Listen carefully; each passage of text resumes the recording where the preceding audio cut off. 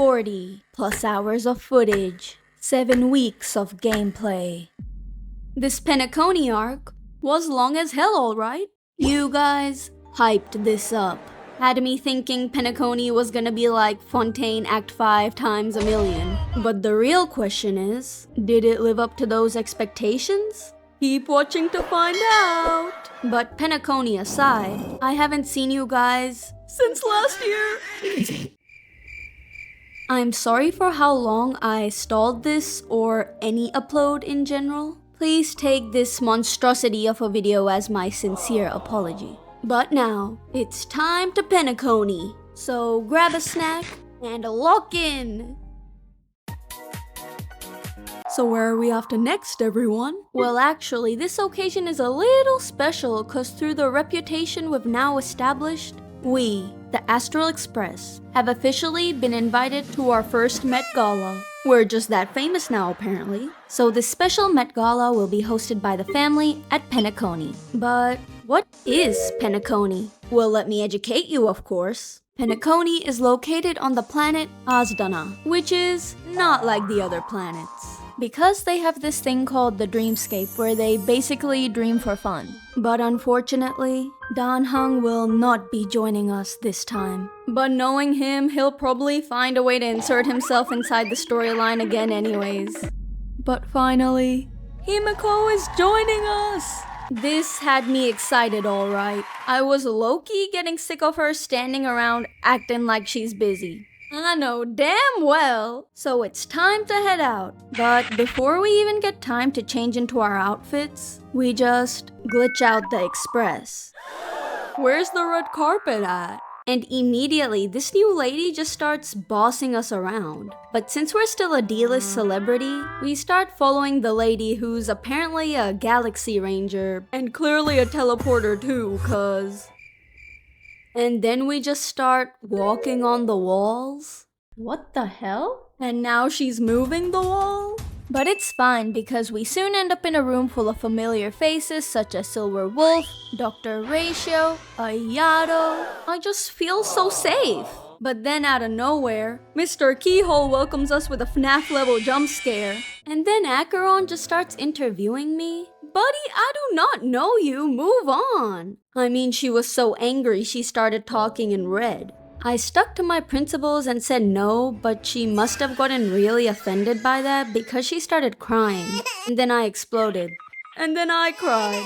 But after getting some therapy from Pom Pom, we pull up to actual Penacony and damn, this place is big as hell. And they even got airport security here. So I can't bring my 150 ml cleanser through, but Stell can bring a whole weapon of mass destruction? No, that makes sense. And of course, Mr. Keyhole finds us again, but instead of jumping us, this time he actually gives us some valuable information about Penacony. Apparently, this dreamscape is something Penacony has commodified, meaning people come from all over the world to dream here. But wait a minute, we didn't get to choose earlier, it just happened. So if I had to take a wild guess, something is up with this dreamscape, alright. And it didn't help that there was literal keyhole doors everywhere, which reminded me of something, but I don't really know what. But anyways, time to check in. But Miss Sally here lets us know we can't enter because we weren't actually included in the invitation. But since Dan Hung is booked and busy, I tried pretending to be him, but it didn't really work. My impression was such a failure that this dude just had to step in. Meet Aventurine, an IPC elite who represents the average Hoyo fan. Annoying and addicted to gambling.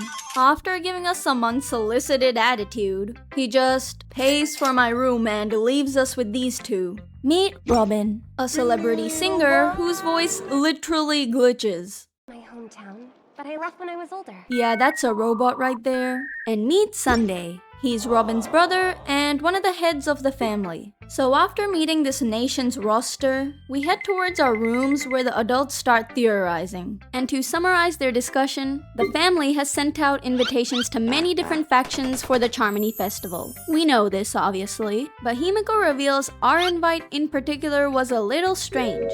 Not only was it talking about some watchmaker's legacy, it was also a music box. An off-tune music box. Now if you would allow me to put on my theorizing cap this early. Who else sounded a bit off tune earlier? All I'm saying is, music box equals music, music equals singing, singing equals Robin, Robin equals off-key equals music box.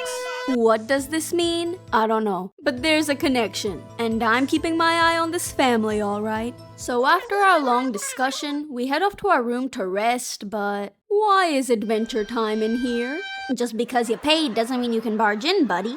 Talking about, well, actually, it was my room half a system hour ago. Is it half a system hour ago right now? I don't think so. And then he starts giving me attitude again. I'm not sure I like that tone. Whoa! I don't think I like your tone, buddy. He clearly wants a trip to Loser Town, but I can't put him there.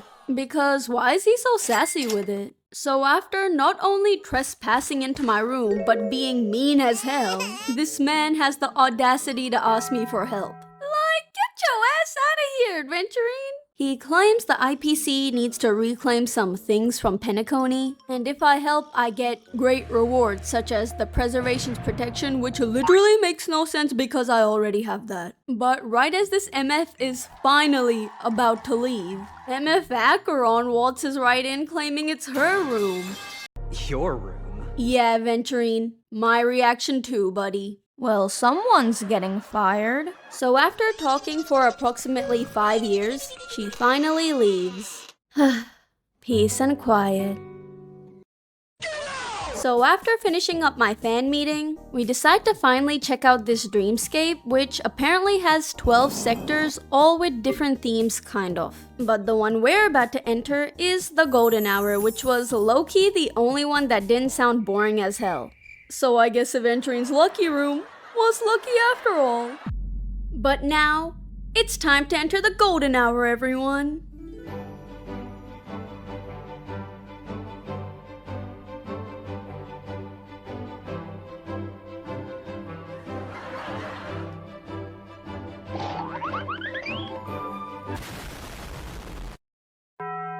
That was quite the entrance. And of course, there had to be a crowd waiting for me, so I acted all nonchalant about it. So we began conversing with the siblings, and this is where I really locked onto Robin. This lady is a robot, there is not a single thought behind those eyes. And then they just start tuning me? I do not feel safe. Can I use the Jade Abacus already? But before we start exploring this bustling dreamscape that makes my PC lag, I wanted to check out this journal we unlocked, which literally asks you questions and lets you decorate it. You know damn well I took this seriously. So everyone, welcome to my journal. How do I find the golden hour? I fell in love at first sight. This sticker really represents how I feel. And this page, I call it First Impressions. Anyways, after calming down a bit, we start exploring the city, and after attempting some insurance fraud and hanging out with some really happy billboards,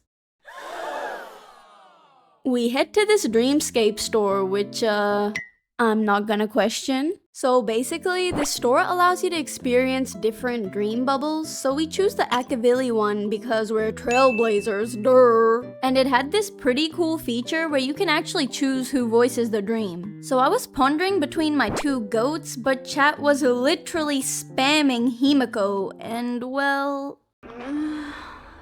yes. This y'all speak, Coney? I'm leaving a 1-star review, bro. And bro has the nerve to tell me I can pay to experience that again.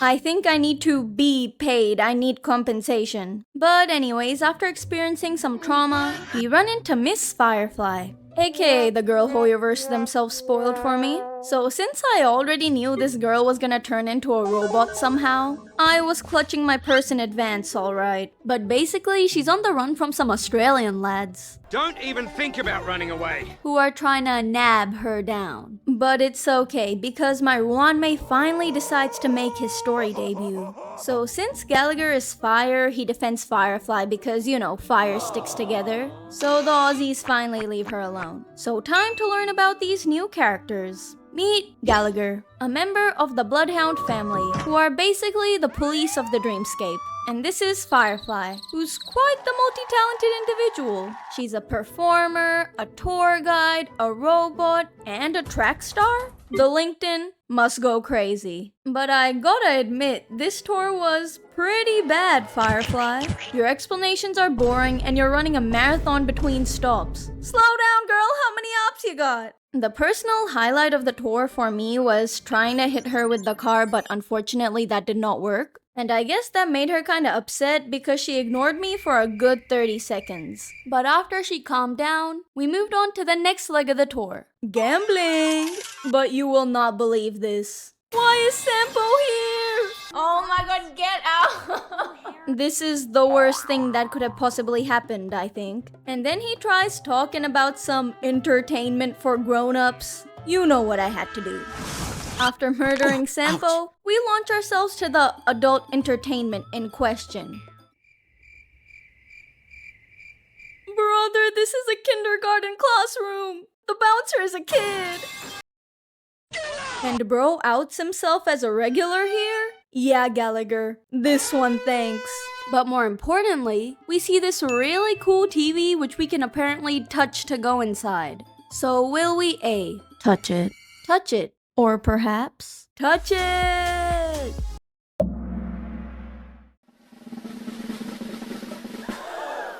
Meet Mr. Hanu, aka my MF GOAT. Not only does he have undeniable drip and sick moves, he's also got cool sounding humps. I'm sold alright. So after venting and displaying some masterful teamwork between Stel and Hanu, we successfully solve the puzzle and defeat Hanu's ops.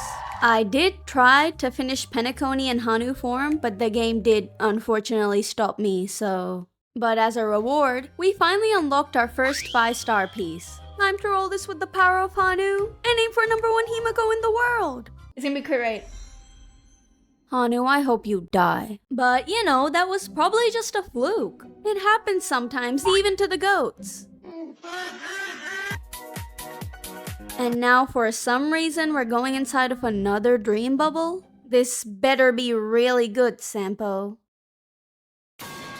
Please get me out of here! Now why are there trash cans? Why do they have a language? And why is there a trash can remix of the Bellabog song? Then this Shatana starts giving us the lore of this trash universe and tells us to defeat the Trash King. So after participating in some trash discourse and having a battle with Trash Meaties himself, where we totally didn't die. Look, his kicks hurt and he kept flexing on me, okay? I needed to retreat. So after a quick change in the roster, we return to the fight. And I think he might have some unresolved beef with Shiyi because why did bro keep kicking her? But it's fine because Locha pulled through like always. So now using our newfound goated combo, Trash Meaties makes its exit. And now with our high reputation in the Trash Kingdom, we proceed to the front lines, where our fallen brethren lay helplessly, reminding us of their immense sacrifices. I'll avenge you guys. Don't worry. So we now march on with our troops, ready to confront the Garbage King, Sampo himself. But harnessing the power of the sacrifices and Trash Meaties himself, we ascend to Trash Can Hood, ready to take down Sampo. Hey, wait! What kind of nonsense is this? Oh, Firefly, you think you're so funny. First, you're a typical no-personality character. Then you're a boring-ass tour guide. Yet you still have the nerve to pause the most cinematic cutscene in Star Rail history? Yeah, know your place. You know it's bad when even Sampo agrees with me. So with this newfound anger, we stomp over to Firefly. And as an apology, she offers to take us to her secret hideout. So we continue following her before we run into... What the hell? Why is there a bootleg Mickey Mouse? Do humans not exist in Penacony? And then it just starts tweaking out saying Mr. Keyhole is in trouble. So after quickly speeding over, we run into Misha and Acheron who are surrounded by some delinquents. But instead of fighting like usual, Clocky here insists we need to tweak their emotions because he hates violence. So after unfortunately becoming one with Clocky, we cautiously approach Gangster Boss. And since I'm an empath, I obviously chose to spread some laughter and goofiness, causing them to successfully frolic out the scene. With that little side quest out the way, we arrive to the entrance of this grand secret spot. A lot is starting to make sense, Firefly. After crawling through the sewers, we must use our new learned clockwork magic to get past this guard. This will be tough, I mean he's clearly a strong opponent. And since we already spread joy, it's time to spread some sadness. I tried to comfort him, but he himself recommended me therapy. I ain't ever picking the sad option again, bruh. Bloodhound family member does not deserve this. So we try happiness and... no. And now we're left with the lost option, which results in him absolutely tweaking out. So after an easy fight, he started having an existential crisis, so I quickly made my exit. And oh my god, the amount of things I had to do to get to this damn hideout had me doing puzzles, fighting really tough enemies, playing this thing which was actually really fun, turning mini, and running whole errands. Like damn, is Firefly really doing this every time she wants to chill? But the second we arrive at this hideout, all my complaints completely vanished. You're telling me this is Robin's song? With no shackles. I don't care if she's a robot. I'm adding this to my Spotify. And this really takes first place by far as my favorite scene in Star Rail. I mean, the scenery is just so ethereal and the music is so pretty, like I was tweaking alright. But now we're suddenly taking a selfie, so say cheese everyone. Cute pic, but why is she so much shorter? Firefly, grow up! Oh wait, you probably can't because you have entropy loss syndrome. But I genuinely couldn't leave this place, so after starting my career in photography, it was the perfect time to journal. Seeing Sampo again? That guy's a bit of a scoundrel. Hanu? Yeah, that's the goat. Clocky? And this moment never felt happier. I couldn't even put a sticker on this. It's beautiful by itself. And now, it was finally time to lock in and leave. Firefly's secret dungeon, you will be missed. So we returned to the city and there was a literally huge crowds lined up waiting for me. But one man alone stood out, my op. So we clutched our purse, approaching him cautiously. And wow, that was Sparkle all along. And she just somehow knocks us out with a single flick, causing us to wake up in this horror game. And this place was terrifying, alright. We've got Misha doors everywhere, text on the walls, and a really overwhelming fountain. I mean, we even ran into this room, which I theorized to be Misha's childhood room. But Misha theories aside, I was trying my best to do everything here. Get all the chests, do all the puzzles, which was rewarded with a great piece for Himiko. Surely this rolls crit damage. But it's fine, we continued rolling to some great stats before this thing pulled up. I guess it was feeling nice and wanted me to test out my new build. This boss was doing a similar lock-on thing to that dumb purple monkey, but I was like, surely we can just outlive it, right? Nah, he kidnapped Ratio, bro. Help! Help me! But it's okay, guys, we got him back. And after another 2 kidnapped attempts, this black swan just shows up to help us with phase 2. And now that the boss can kidnap 2 people at a time, we need to be extra careful. But thanks to my goated team and Black Swan's insane damage, we successfully finish up the fight and escape Misha's dream bubble. And after finishing that long quest log, I returned to the Astral Express to, catch up with Dan Hong. But how is he here and not Dan Hong? This literally makes no sense. We finally reunite with our gang, where Black Swan informs us that the dreamscape is collapsing. Which is kinda not good because Penacony is revolved around the dreamscape. And for some reason, Welt starts thinking a third party is behind this, but I ain't suspicious of anyone but the family, bruh. They are the culprits. They are abusing Misha. But mid-discussion, Silverwolf just hits up my phone, which, by the way, she's a 5-star? Anyway, she sends us some chords in the dreamscape, warning us about a Sam. I'm sure you'll get along great. Yeah, I wonder why. And then Welt starts saying he's super dangerous and a threat. Yeah, threat to my boredom levels. I wanna say I'm sorry. And let's be real, this message is obviously a trap. But since we love danger, we run to the dreamscape, where Black Swan uses her amazing telepathy to find out Firefly is in trouble. But she looks completely fine. See guys, we don't have anything to worry about. Well, at least we can keep this picture now. Anyways, at first I was like, who cares if she died? We're literally in a dream. And then I realized, oh, you're not meant to die in a dream. So time to find the murderer, everyone. And of course, we gotta be quick, so I distract the enemies by playing a little trumpet solo before we run into this fella. Wait a minute. First of all, why is he standing like that? Do I stand like a man? What does a man stand like? And second of all, why does he sound like that?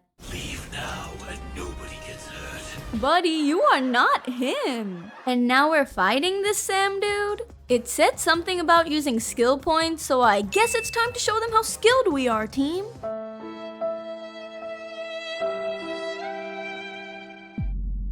You see, if a normal, unskilled player saw this, they would probably retreat. But I'm Leaf Me, and it's Lotcha. Lotcha the goat! So it's time.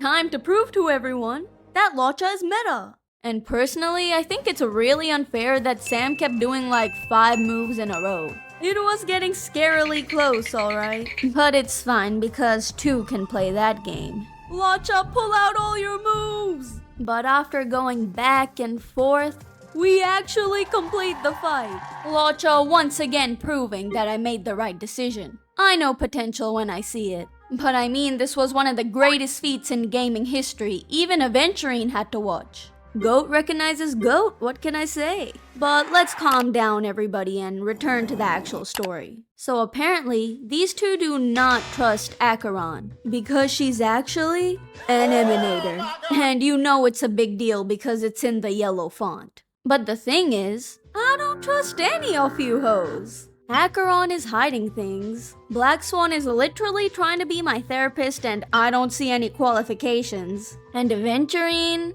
Well, he's Aventurine. But of course I still went with him. I mean, he's literally my brother, so this was a no-brainer. So we follow him inside the room and wow, Robin is dead too. They're really killing off all the robots, huh? I didn't really care at first, but if this means her songs will get removed from Spotify, I'll avenge you, Robin, don't worry. And since Aventurine really wants us to team up with him to find the killer, he attempts to slide us some cash, but Insufficient funds. I'm already loaded, I don't need your play money. But since we're big and greedy, we decide to team with him anyways. Where were you during my Ronmei pulls, buddy?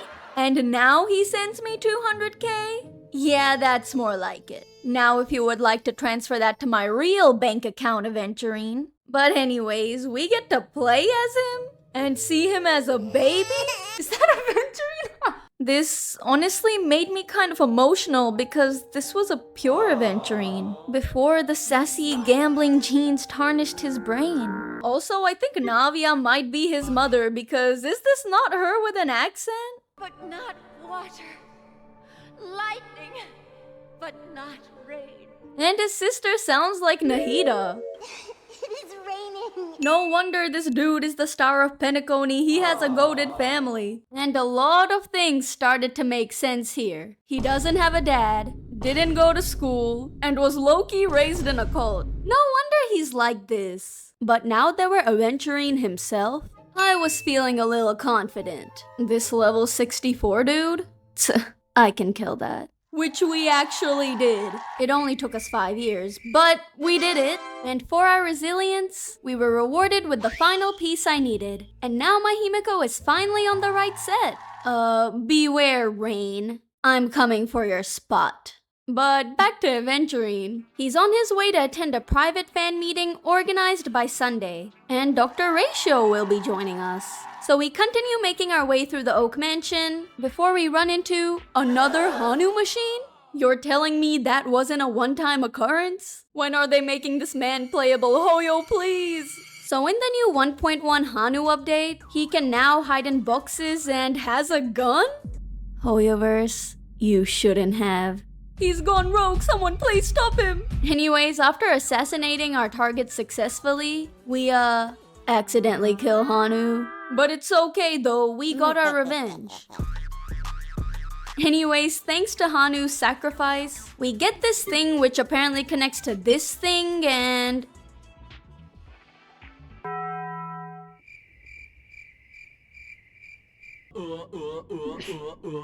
After trying to assimilate with the people, we successfully escape, excited to see the huge Dr. Ray show our size again. It's a pity you made it out. But you were given for free, shut up! But that aside, we finally approach Sunday and since, you know, he's one of the most prestigious people in Penacony, this will surely be a very formal discussion. But tell me why this man just started bullying Aventurine about his clothes. Like, okay, Mr. Student Monitor, if we want to talk about fashion, buddy, you got wings growing out your hair, an overgrown mullet, and gray hair cause you're old as hell. Fix your goofy old man, nerd talking dead sister, no drip, floating crown ass before you speak on my goat. And this dude was really starting to piss me off. According to him, idle chatter leads to poverty, so I guess I'll be out on the street soon. And then he just starts manipulating Aventurine to speak the truth? Hello? I mean, this was so out there, even Oz had to pull up. Bro flew from Tibet to hear this. But I'm gonna be honest, y'all, I had no clue what was happening from here on out. Sunday's like trying to steal his cornerstone, but like, why does he even want it? Does he want to decorate his house? But I mean, it was clear that Mr. Aventurine here was just going through it. Not only did Ratio snitch on his ass, Sunday now tells him he has 17 hours left to live?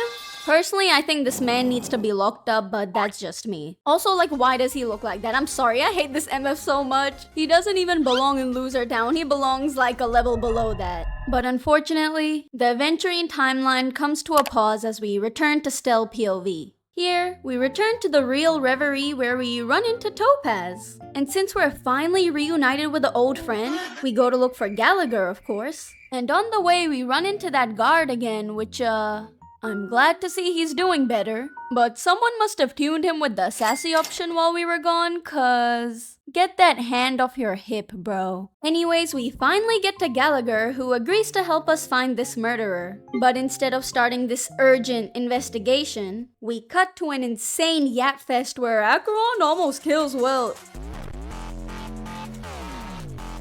And now we return to Aventurine's POV?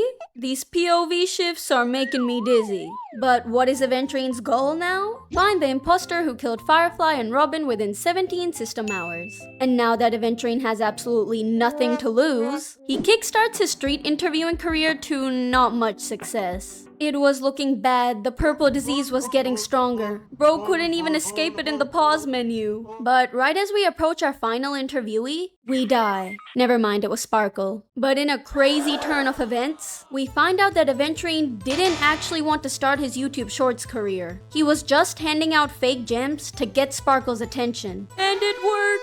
Is he lying? Unsure. But I mean, Oz pulled up again anyways, it was so monumental. After witnessing a quick sass-off, Aventurine makes his exit as we get the third installment of Aventurine lore. Brother, you are not Lumine!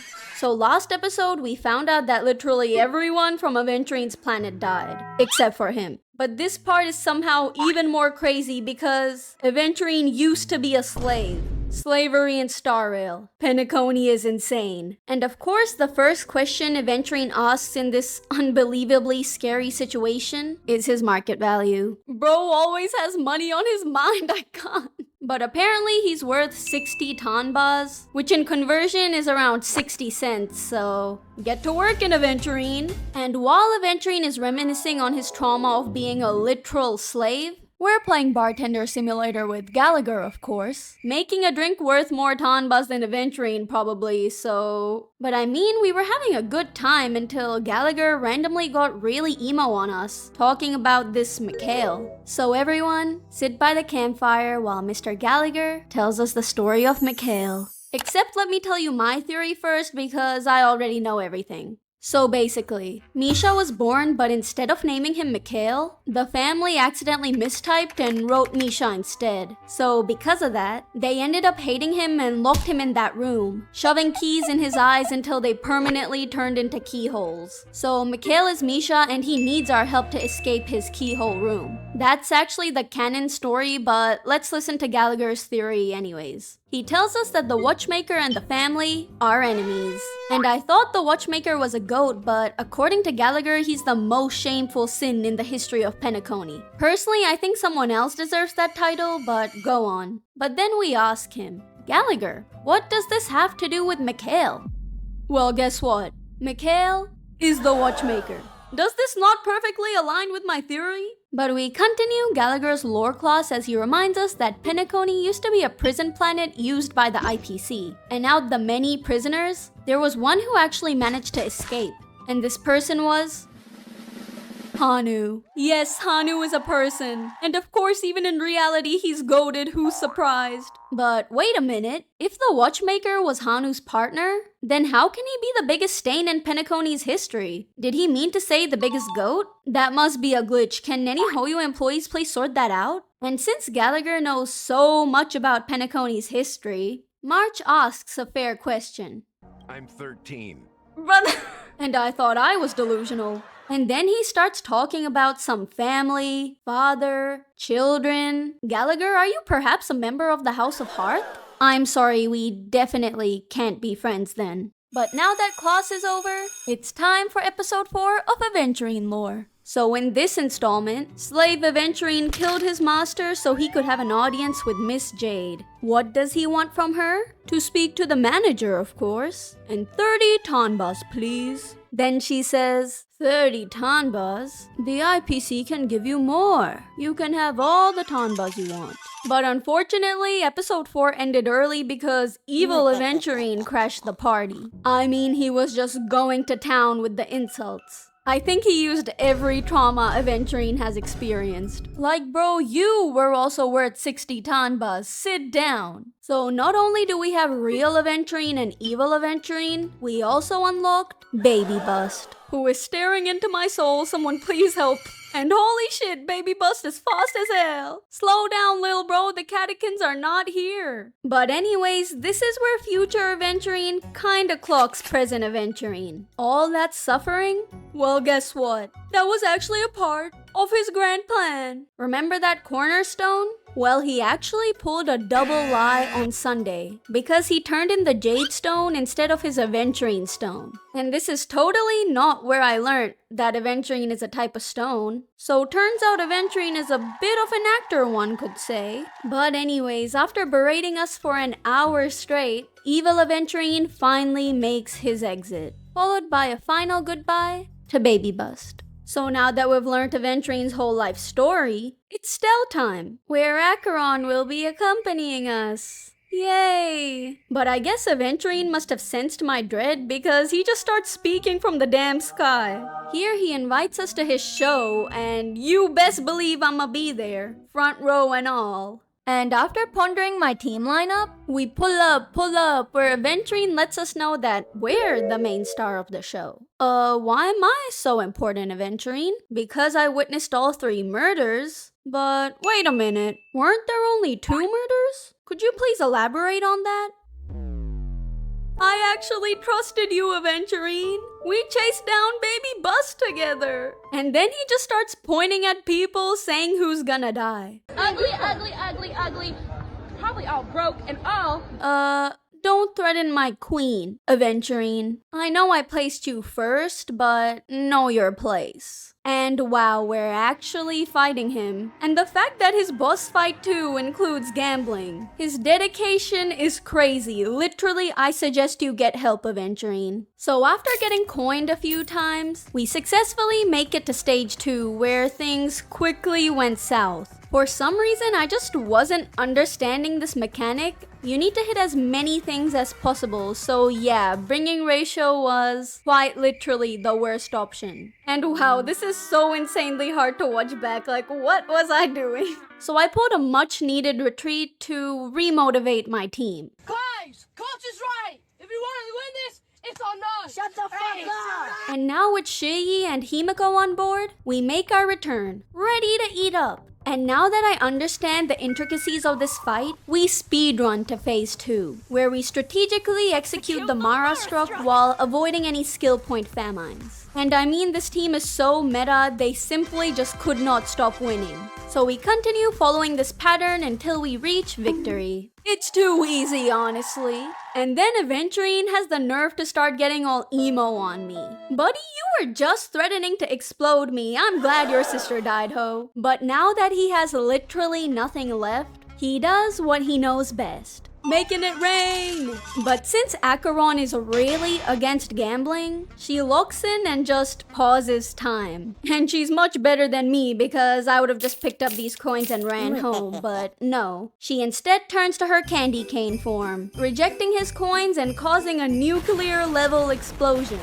Rip Penacony! But wow, nice quest. Perfect place to end it off too. I'd been going for more than 5 hours now and I was getting tired, alright. But no, we first need to see this grand cutscene revealing Firefly's true identity, of course. And then we obviously also have to see Gallagher and Sunday arguing before one of them just fucking explodes. Yeah, I'm about to explode too because why is this still dragging on? Okay, but surely now. Buddy, I'm happy to see you, but not like this. And who is this cringe-ass cowboy who looks like that one MF? My main goal is to blow up and then act like I don't know nobody. This was skipped, guys. I'm sorry. I was tired and hungry. But surely now. Who in Hoyoverse thought this was a good decision? I actually can't. This one was the worst one yet. I can't even joke about it. But guys, I'm being serious. There's no way this can continue any longer. Penacony loses 1 whole point for this. And I'm blaming this on Sunday somehow. Fuck you! But it's okay because after 30 minutes straight of unescapable dialogue, we are finally free. And don't say started, it's been started. Love yourself! But honestly, it was kinda worth it because we unlocked this baby bus PFP. This is the funniest thing I've ever seen, I think.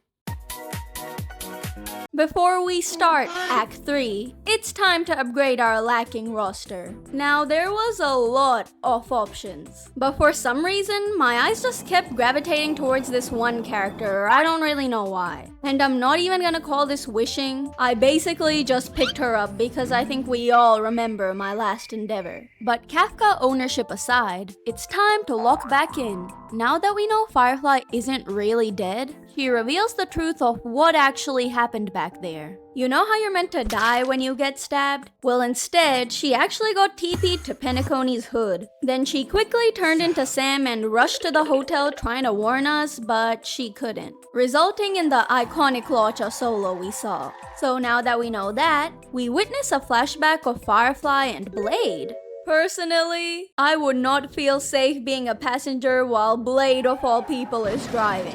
I mean, even Firefly was tweaking out, but Blade reassures her that it's a Tesla, so she shouldn't worry. I didn't know they were balling like that, my bad. But I mean, these two were just having a mid-off. This might be the Loser Town mobile. So after witnessing a horrendous car crash, all of us wake up at this mysterious location called Dreamflux Reef. And I guess people are just happier here, cause... I mean, they even have a bootleg Robin singing her hit song, If I Can Break Every Heart All at Once. But is that who I think it is? Mr. Misha Mikhail Keyhole Watchmaker himself? Here he finally feels nice enough to explain the concept of death in the dreamscape. Coulda done that 2 acts ago, buddy. Meet Sleepy, a really cute and well-behaved dog. A little scratch from Sleepy is the only way you can travel to Dreamflux Reef. So what we saw earlier wasn't actually death. It's called dormancy. The more you know. So after learning the truth, we run into the real Robin. No sparkle, no bootleg, Miss Robin herself. Here she shares with us that she also believes there's an imposter in the family. And since she's an activist and cannot let such injustices occur, she takes a stance by refusing to perform at the Charmony Festival. So I guess it's Galatea's time to shine now. But now with 11 hours left until the Charmony Festival, we get another flashback. This time about a beautiful little bird. Surely this is just a bird, whose storyline will not become Sunday's entire personality, right? But anyways, time for some Kamisato family lore. So one fine day, the siblings were just playing in the garden when a little Charmony dove entered the scene. And apparently it looked weak and frail, so Robin suggests making a nest for it, but young Sunday says no. Being outside for a bird is dangerous. Let's take it inside and put it in a cage. So I guess we know where his savior complex started. But Robin, being the goat, rebuttals his argument. And you know it's serious because it's in the yellow font. But then, the bird starts talking. What is it that has captured the attention? Not actually, but Mr. Kind Voice here proceeds to give us the Charmony dove lore. So this species wasn't actually originally able to fly, but due to the amount of predators, the birds learned how to fly in the evolution update. And now after learning this important piece of information, Kind Voice asks Sunday for his thoughts. Birds crashing to their death. Who hurt this man at like age 7? Anyway, Sunday wakes up from his daily Charmony dove dream and he too is in Dreamflux Reef. Because remember that explosion? Yeah, everything is connected. But now, we need answers. So we approach Gallagher, who was being a little sassy. Is this a Bloodhound family thing? But now that he's ready to come clean on everything, we get our sponges out, ready to listen. Not only is he the deputy of the Watchmaker, he also founded this whole place. And he's the one who sent out those invitations? You're a 4-star, buddy, calm down. Then he proceeds to start his little TED Talk. Well, of course. It's because of the Stellaron. What? A Stellaron? How did this happen? Well, you know the Watchmaker? He was actually a nameless. Yeah, one of us. If we rewind back to when him and his gang first visited Penacony, they decided to stay there and help out. But of course, they were a little confused on how to rebuild this planet. That's when a Stellaron came into play. Now the nameless being goats tried to warn them, but they did not care. So after 2 of them died, the Stellaron believers knew this was their opportunity. So they quickly activated the dreamscape and began their marketing efforts. But since the Stellaron was under the family's control, both Gallagher and the Watchmaker couldn't really do anything about it. So then Gallagher founded Dreamflux Reef, using Sleepy to get people in and out safely. So basically, Penacony is screwed. And this Watchmaker's legacy was just bait to get all these different parties to help solve the issue. So after finishing up our press conference, we go up to Sunday to learn more about this Stellaron, which is apparently the theater itself. These Stellarons just be doing whatever they want, bruh. And since Mr. Gopherwood is the person who employed the Stellaron, we split up to undertake an external audit just to make sure the family isn't straying from the harmony, cause that would be really messed up. So as Welt heads off to do the boring work, Gallagher reveals to us that legwork was the Watchmaker. Mikhail Char legwork to be exact. Who named this man? And he actually left a little something behind for the nameless because he too was a nameless. So we proceed towards the gift and I was getting a little nervous because we're about to meet the Watchmaker. I was theorizing that either Misha or his bootleg grown-up version was gonna be in that chair, but does that not kinda look like Aventurine? Is that good old bus legwork? Those legs clearly don't work. But anyways, his gift was a special dream bubble that only we can go inside because we're the nameless, durr. But the dream bubble is empty. Mr. Legwork trolled us, what a little comedian. But then Himiko puts on her conspiracy hat. Surely the watchmaker wouldn't troll to this degree, right? There must be a deeper meaning behind this. So let's figure this out. Bro, we do not care about your irrelevant ass. But since this MF is really angry, I guess it's time to check in. Oh, Allie, this is a fake Danhung. You met the real one earlier, I promise. And who's this? Pom-Pom, of course. And I might just have to take that Oscar away from Serval, cause Danhung kinda stole the show here. He's my fellow trailblazer. But Allie once again was not convinced by their performance, resulting in Boot Hill crashing out. I mean, she clutched her purse, it was so serious. Even Danhung was embarrassed. But I'm not Danhung, I'm Boot Hill. So I started looking for Allie so I could shoot her, but I think she quit already. So I just began shooting the whole lobby instead. But you will not believe who I ran into. Sabrina Carpenter herself is in Penacony.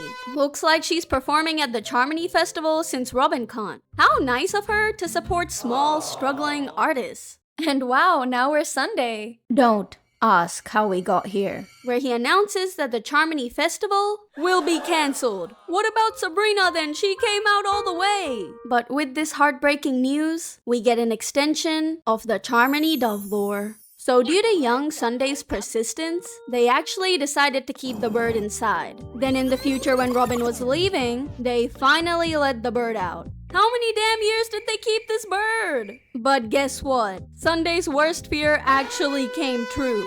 The MF bird crashed and D-worded. But if I could just debate with Sunday real quick, he claims the bird died because they let it out. And in a literal sense, yes. But I think the bird died because they stripped it from freedom. The freedom to teach itself how to overcome its inabilities for years. So in my humble opinion, the Charmony dove didn't die because they set it free. It died because they captured it in the first place.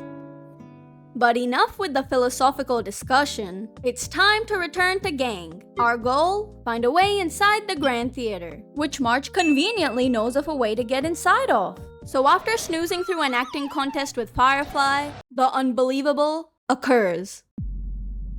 Now I might get a little emotional talking about this. That's my idol, my role model. We finally get to hear his humps. And of course, Firefly couldn't understand what he said. It's too advanced for her. But after getting his autograph, we finally complete the pageant. But that's not important. Remember that external audit I mentioned earlier? Let's go see how that went. So Will and the siblings pull up to the Dream Master. And to ensure he's being truthful, we pull out the lie detector. Do you believe in your god? Have you never betrayed your god? Wait. Is your god even Sheepei? So that's why Robin couldn't sing, that's why she became a robot, they followed the robot Eon. Okay, but seriously, this whole time we thought Penacony was protected by the Harmony, it was actually the Order. The path of a fallen Eon called Enna. So if Sunday ever becomes playable, he better be Order. And they really kept Robin out the loop? I see how it is. So now with this piece of very vital information, we return to see Sunday and... Bro has the Charmony dove up on the damn Jumbotron! You cannot make this up, it's been more than 10 years, move on! But this part was actually pretty interesting. Sunday starts asking us questions to try and understand why he chose this path. Kind of putting us in his shoes, so I took this very seriously. Question 1. If we found this little Charmony dove outside, weak and unable to fly, which option would we choose? So we pondered here for 5 whole minutes, discussing all the possibilities and implications of each action. But I ended up following my heart with the left side because I really don't agree with taking a bird inside. I would rather just give it a place to rest and eat outside in the safest available spot. That way it will hopefully be able to regain its own strength in its most natural and comfortable environment. But then he lets us know because we made that decision, the bird died. But if we rewind to when you told us the first time, the bird died when you took it inside anyways. So can you really blame this hypothetical death on letting it be outside? Or shall we blame the real death on you trapping it inside for years where it doesn't even belong, not allowing it the possibility to fight and adapt for itself? Did the bird even ask? I don't think so. But let's move on to the next scenario. Here, Sunday was basically appointed as a therapist for the Dreamscape residents. He recalls the story of a particular man, an illegal stowaway who came to Penacony just to dream, selling his house, land, children. Oh hell nah. The man tried justifying it by saying his plan was to sell them as slaves, go to Penacony, earn big, then buy his children back. But be so for real. No plan should rely on the slavery of your literal children. Might be a hot take, I don't know. Can't believe Sunday tried to make me feel bad about this one. But anyways, next scenario. A very personal one this time. So while Robin was touring at a particular planet, a war broke out.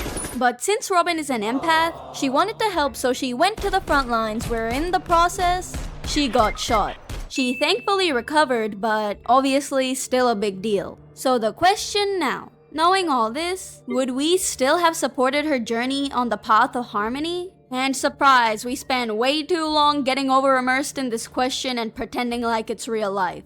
This is the only one I could kinda understand his side. No one wants their loved ones to put themselves into danger. But at the end of the day, Robin is a grown-ass woman. Do you really think she would have joined a war without realizing it could be dangerous for her? Yes, she unfortunately got injured, but think of how many lives she saved because of the medical supplies she delivered. That's what she wanted to do, and that's what she achieved because of her bravery and autonomy. So yeah, Robin, do whatever you want. So with that fun little game out of the way, Sunday starts his monologue. He believes in the order and the dreamscape because he hates suffering. If I could quote him directly, he wants the weak to live happily, not have to make bitter choices or face the weaknesses of humanity. But that's what ultimately makes humanity, humanity. I'll just let my past self do the talking here. Going through these hard times and making the bitter choices and suffering through all that, that's when you reach actual happiness, not a fake happiness that you've created in a dreamscape where people just can't be sad. Like, you have to be sad to be happy. He continues making a few more points, and honestly it was really sad because it's clear deep down he doesn't have bad intentions. But I don't think Sunday realizes there's a difference between happiness and escaping sadness. I mean, even Firefly had to take a stance. You tell them, Firefly! I fear she clocked him completely, because why does he assume any normal human being is weak? But before we can take our final stance against Sunday, another flashback. Stay with me here. Remember how Legwork trolled us? Well, we actually were just missing the core of the dream bubble. What is this core? Mr. Misha Mikhail Legwork, of course. And in this dream bubble, he begins remembering a lot of vital information, such as the fact that Mikhail is his grandpa? No, buddy, you're Mikhail. And then we enter this room which he strangely feels very familiar with. Can we cut back to what I was saying earlier? Yeah, I'm a genius, no biggie. But the biggest reveal of them all. Misha is actually Mikhail Char Legwork? So wait. I don't think I can express how much I joked about this since the beginning. This is Misha, right? Is the watch? No. It's not an organization, it's a little boy with keyholes in his eyes. The bird is Misha, the bird is Misha. Let's talk to Mikhail. Okay, so Misha is Legwork. That's crazy. Misha is a lot of things, huh? Wait, is this Misha Mikhail Legwork? Back when his legs worked? Oh, they're related! No, you're Mikhail. It's not your grandpa. I don't care what you're trying to tell me. My name is Mikhail. Say it, say it, say it. Misha isn't Mikhail? Why do I feel like he is? I don't care. I'm still gonna keep believing that. That's not Misha. Guys, what do you mean? That's literally Misha. Look, you can see the keyholes in his eyes if you look close enough. If you have to accept your theory was wrong, no, he's... He's Mikhail. So the fact that this was actually real was literally the funniest thing ever. But now that we know the truth behind Mr. Legwork, we turn into him, ready to say goodbye to the world before he transforms into Leg Don't Work. This was truly the end of an era. But now that we know Mikhail's final wish was a Penacony united under the harmony, we tell Sunday our final answer. But since he's a coward, he runs to his dad for help. But Oz is really mad at Sunday because he refuses to force Robin into performing, planning to take her place instead. And like any sane person, Oz was not happy with his offer, but I think he was being a bit too dramatic about it. But after multiple hours, we finally make it inside Stellaron Central, but before saving Penacony, it's time to journal. Aventurine crashing out? Man, I can't understand him at all. Legwork's legs don't work? I'll continue walking the path for him. Don't worry. And now that we've mentally prepared, it's time to advance. And I was enjoying the peace and quiet here before Sunday starts talking from the sky, inviting us to a 3-act play. Buddy, we're already in Act 3. I can't do this any longer. But of course, I can't wait to learn about the history of Penacony and the eons. Oh wow, we're done. So after failing history class, we finally approach Sunday's center stage, ready to save Penacony from Bird Killer 3000. And since we obviously can't agree, it's time to fight. How is this a fair fight at all? Are you a boss or the choir? Pick one, lil bro. After playing some off-tune notes, phase 2 quickly follows, where he was charging up a really big move, but the Lawfu duo just pull up and completely obliterate this man? We actually used the Jade Abacus? I thought that was gonna be some Lost Planet thing. And now the fight is just over? Oh, okay. So we wake up and now there's suddenly all these big organizations here to save Penacony. So I guess we're done here. So we return to the Express, ready to decide our next location. And there's quite a few contenders, alright. First, option 1, Lushaka, a planet composed entirely of water. And it's Mikhail's home planet? I don't need to hear option 2. Send me to Lushaka now. But since Pom Pom hates Mikhail, they read out option 2 anyways. Edo Star, a planet currently being eaten up by the Antimatter Legion. Boring! And there was a few more, but let's be honest, Lushaka kinda outdid the others. But then March and Danhung start being like, but Edo Star needs help! And I need a vacation, shut up! We've done enough charity work. But since Himiko and Welt 2 have questionable morals, Lushaka wins anyways! But there was still this weird feeling lingering in the air. I knew this wasn't the end. I was waiting for Sparkle to come out and kill us. But no. Instead we get Black Swan telling us that, we all actually died in Sunday 1. Well, that sucks. And right now, we're actually still stuck in the dreamscape. I cannot do this again, Hoyoverse. Please, I just wanted to swim with Legwork and Lushakawa or whatever. So after becoming self-aware, we meet the other elites who too have managed to wake up. And it was apparently Robin who first realized this and helped us all wake up. How did she manage to complete such a difficult task?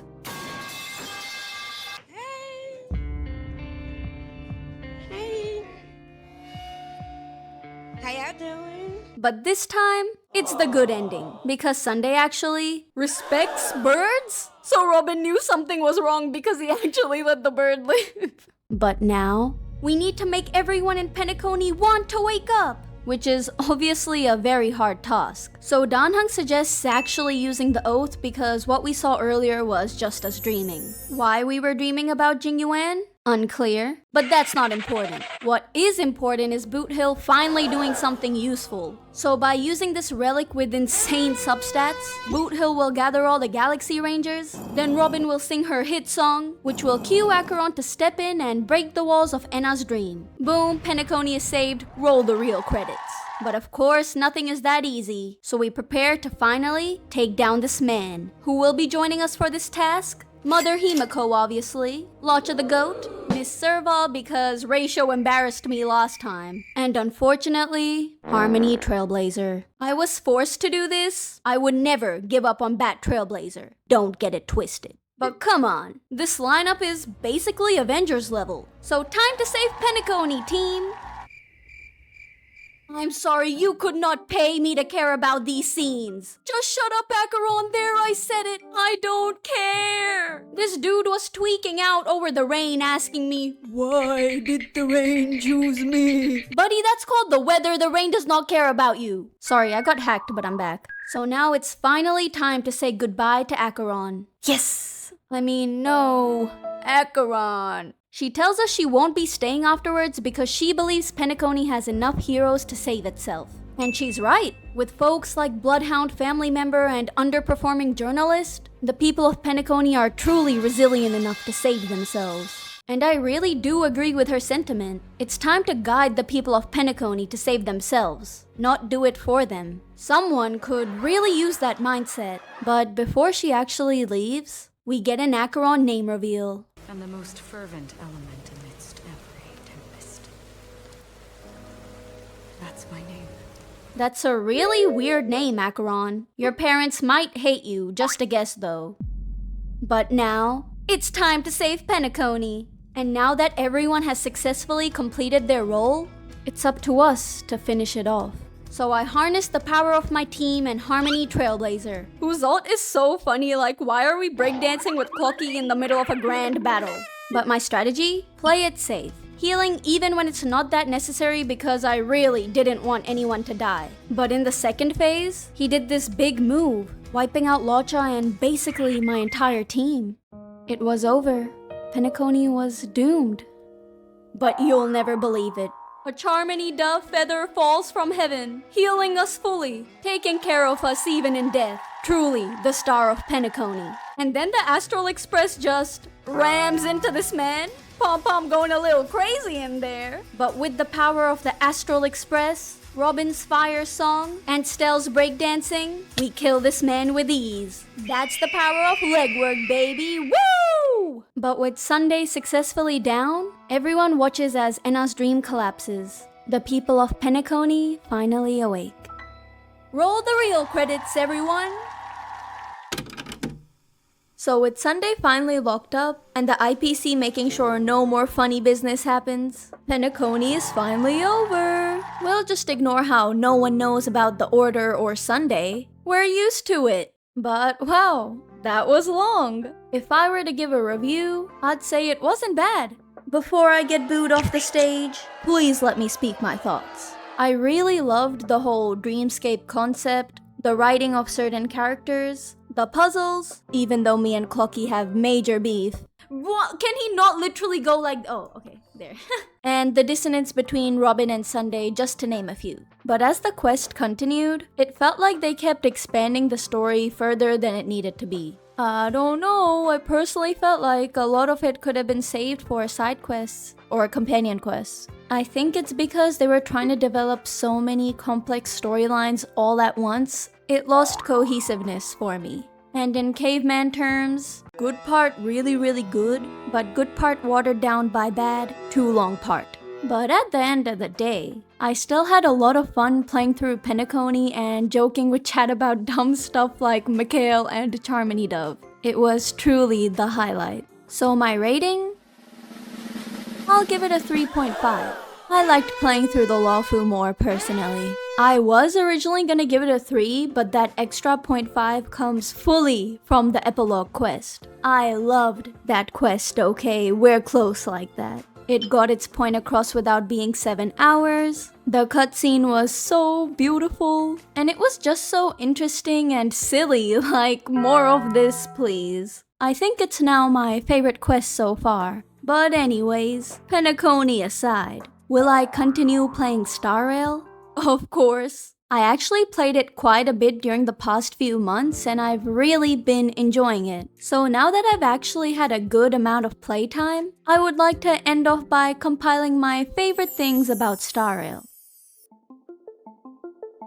You cannot make this up, bro. But the space station OST That's so 2024. Miss Robin, however, I cannot stop listening to her songs. Robin, please have a concert in Australia. I'll be there. My favorite keeps changing, but right now it's Had I Not Seen the Sun. Like, turn it up! The music in this game has never disappointed me. I know it's not gameplay based, but I can't not mention it.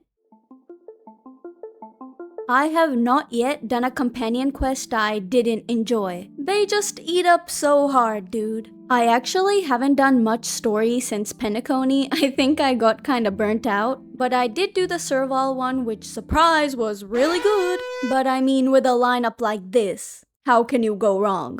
And then the side quests in Star Rail are so interesting to me. Like, one second I'm catching a grown man catfishing as a girl, and the next moment I'm saving someone from D-wording themselves. The variety is insane. The variety of combat content in Star Rail is actually crazy to me. And I don't know why, but I really like doing it. My favorite is pure fiction by far. I mean, as an erudition lover, it's just meant to be. I love not giving the enemies a turn. Autoplay, materials available every day, reserved trailblaze power. What did I do to deserve such kindness, Star Rail? Like, I'm a casual player, I don't log into any game every day. So features like these make it so easy and accessible for players like me and honestly everyone in general to enjoy the game more. It's just so simple, Hoyo. Why don't you do this for Genshin, please? What do I have to do? But anyways, I've also continued pulling for some more characters such as Fei Xiao and Fugue, who's actually been such a game changer for my account. And yes, I actually use Gallagher a lot now, okay? You can stop eating me up in the comments. And very last minute, I surprisingly decided to pull for a Danheng Premium, and I actually got him. Twice. Look guys, I wish I had footage of this, okay? Nothing like this has ever happened to me before. But I was playing on an iPad, okay? Take this picture as proof. But fun little recap aside, I would like to end off this video with a sincere thank you to you guys. I still can't fathom the support on the last two videos and the Penacony streams. It's actually crazy to me, and I would like to genuinely thank everyone who took time out of their day to enjoy my content. So I hope you guys enjoyed this video and see you not in 4 months next time.